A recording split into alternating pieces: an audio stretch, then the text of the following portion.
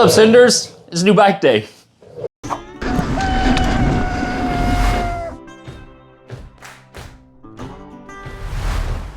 Primus got a hold of me again, and they were super kind enough to send me another bike to review. So we're gonna do more of a traditional unboxing than the last one, where I kind of did two separate videos, one of just unboxing and assembly, and then one of kind of like overviewing and talking about the bike.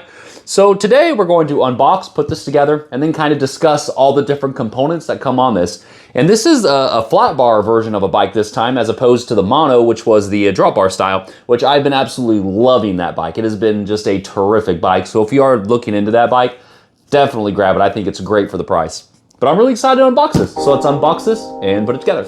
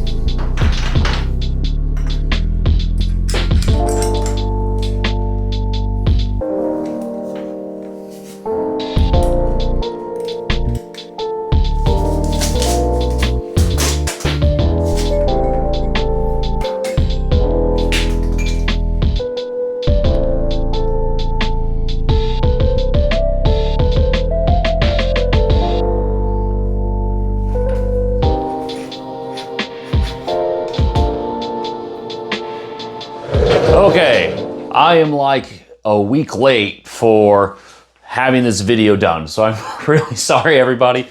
The first part of this was just me unboxing and putting the bike together. Super easy to put together. Gave you all the tools you needed. You have a 4, 5, and 6 little wide tool, and then this little pedal wrench thing is actually really cool, like a pedal spanner. Says it's a 15 millimeter right there as well. I really like this. This is cool. This is also really cool. So nice little tools that I will end up like adding to my toolkit of things behind me. Everything on this bike is stock except for the pedals. I will share a link in the description if you happen to get this bike, because these pedals like literally match this bike perfect, and they're really nice flat pedals. I think I got them on Amazon for like 15 bucks each, give or take. I'll put down in the description a link to these, so won't be an affiliate link or anything. If you want to buy it. If not, I totally get it. The pedals that come with it are okay, but I much prefer pins and just nicer flats, so that's why I have that. Just to kind of like get it out of the way, I really like this bike a lot. For $799, I really feel like you get a ton of bike here. Steel frame, steel fork. I mean, it's just a really nice bike all in all. So what I would like to talk about though is there's a lot of videos out right now. I shouldn't say a lot, but about 4 or 5-ish of people I know and friends that have also received this bike that have done reviews.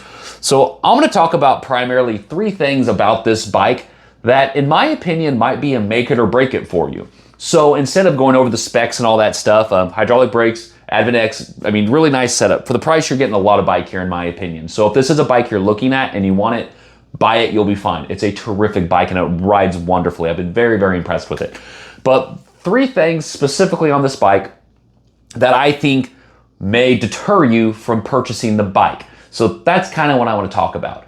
So the first thing we're going to talk about are the handlebars. I don't feel like I really have a good way to show these in the coupe, but these are quite a bit shorter than bars I ride. I usually ride about 720 right now. And these, actually 740, I lied to you. I ride like 720 on my dirt jumper-ish.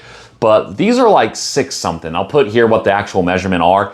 And it kind of threw me off at first, and I really wasn't sure what I thought about it or how they were gonna feel. And they also have a kind of back sweep to them. So let me tilt it forward a little bit so you get like a better picture of it. But you can see they kind of back sweep a little bit. And it kind of puts you in like a riding position of like your hands kind of twisted out back towards you. And I didn't know what I was going to think or feel about that, okay? So if you see these handlebars, this is something that you may not like at all. After the couple rides I've gone so far on this bike, I really think they feel very comfortable. I was pretty nervous and worried about what I was going to think, just because, I mean, I've never rode bars like this, and they're a lot more narrow. I feel like they're going for like an older style, like 90s commuter kind of bike style, and I really like it. I'm really digging this bike a ton over that. But you may look at these bars and see this and may not like them at all. So just a heads up on that. But a good thing is you can get a set of like Spank Spoon bars for like 30, 40 bucks, pretty budget friendly, and swap those out if you want to. So the first of the three I wanted to mention were these handlebars. This could be a potential make it or break it for you just because of the way it looks. But I was surprised and I really enjoyed them. So don't let them potentially push you away because of that. And like I said, it's a pretty cheap budget friendly fix if that's something you do need to switch. So yeah, the handlebars. The next one I'm gonna touch on is kind of, the reason why I'm touching on it is because I used to be super stingy and it was something that bothered me. So that's why I'm bringing it up. This is in fact quick release front and rear. The other Primus I have is actually thru-axle front and rear.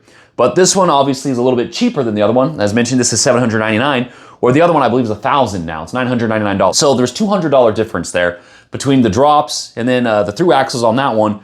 But then now you also have quick releases. And I'm guessing that's to save some money. As long as you're periodically checking your quick releases and making sure they're not loosening themselves or something of that nature, you should be fine.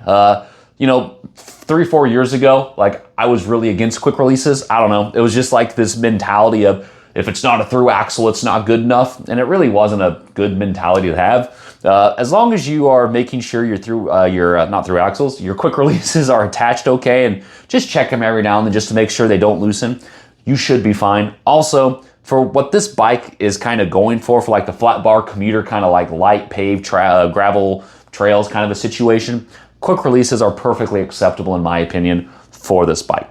So the first one's handlebars. Number two is the fact that it's quick release front and rear. So this is going to be number three.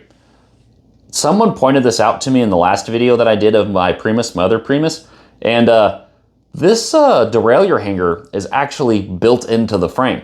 So some derailleur hangers actually can come off of the bike, and what they do is if you bend it or break it, you can take it off and then get another one to replace. So with me saying that, keep in mind, this is a very nice steel frame. So it's gonna be pretty robust. You should be okay. With a lot of the riding that you will probably be doing on this bike, you really shouldn't have to worry too awful much about like crashing. Sadly, things happen. And if you do get to where you actually bend this hanger and you have to get a new one, you've sadly probably done worse damage to your frame entirely in its entirety than just damaging this itself.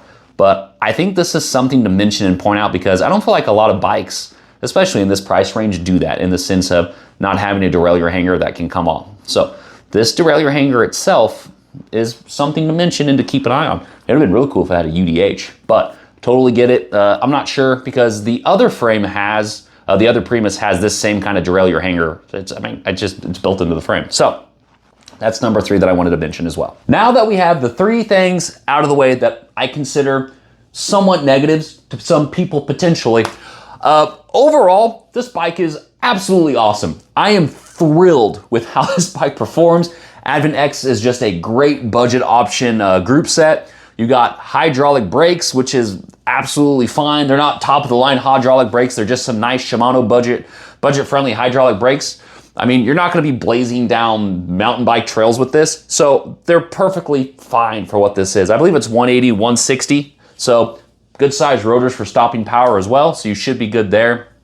A big thing, and I get this question a ton. So I'm going to like timestamp this. And if I have this question, I'm just going to put the time to your question because every time I do talk about a frame, I try to mention my size. So this is a medium frame.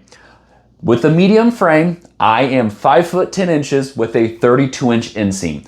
This bike fits me terrific. I am very, very pleased with how this bike feels. I went on about a little over a 20-mile ride with Sprocket, so my little golden doodle, miniature golden doodle, he was in my K9 sack. He's like 22 pounds, give or take. And it was very comfortable. Even with him on my back and the extra work and weight there with him, I was very happy with how well this bike rode with him and just how comfortable it was. And even the handlebars and everything, like I mentioned a minute ago, I was a little concerned about the handlebars. Everything feels it feels great. It shifts wonderfully, it stops great. Just overall, this bike is really nice. This is a $799 bike that you will buy and not need to upgrade anything on besides getting what kind of pedals you want. And as mentioned, these flat pedals were like $15. But really, you could buy a $4,000 bike and guess what you're gonna be buying? Pedals, because that's just how it goes. A lot of bikes don't even get shipped with pedals anymore. So this had some nice black budget and flat pedals that it came with, so I threw those on originally. I've also gone on a couple rides. You can see the little adapter here. I've gone on a couple rides with my Mac ride with my daughter.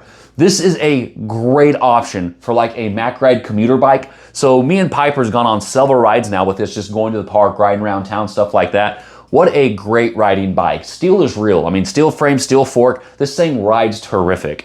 So I just kind of wanted to touch on a couple things there of this bike. Overall though, this bike is absolutely awesome. I am very, very pleased with this bike. And this is the second bike that I have gotten from Primos now that they've sent me. And both, in my opinion, are just absolute home runs. For $799 overall, I really think this bike is great. I am very impressed with it. I like it a lot. As I mentioned, I've gone on a couple rides with Sprocket. I've gone on a couple rides with my daughter setting up the Mac ride on this. And just overall, I really like it a lot. If this is a bike you're considering and you think will fit the need that you have, get it. I am very happy with this bike. It's got the 27.5 2.2 cross king front and rear, and they ride great on pavement. I've not taken them really on any single track. I'll probably do it eventually just because I like doing that kind of stuff. This bike's definitely not made for that, but there will be a video of me doing that at some point in time because I enjoy doing that kind of stuff on these bikes. So, but other than that, I mean, like I said, there's quite a few videos going over all the specs and things like that, but just my perspective, my thought process, and like my overall review, it's a very nice bike and I highly recommend it. Primos did a terrific job. If you guys have any questions over this bike that maybe you wanted me to answer that I didn't, please put them down in the comments. Other than that, if you want this bike, get it. I think it's great, and I think you'll really like it. And I really appreciate you all tuning in, and I hope you all take care and have a wonderful time. Appreciate you guys.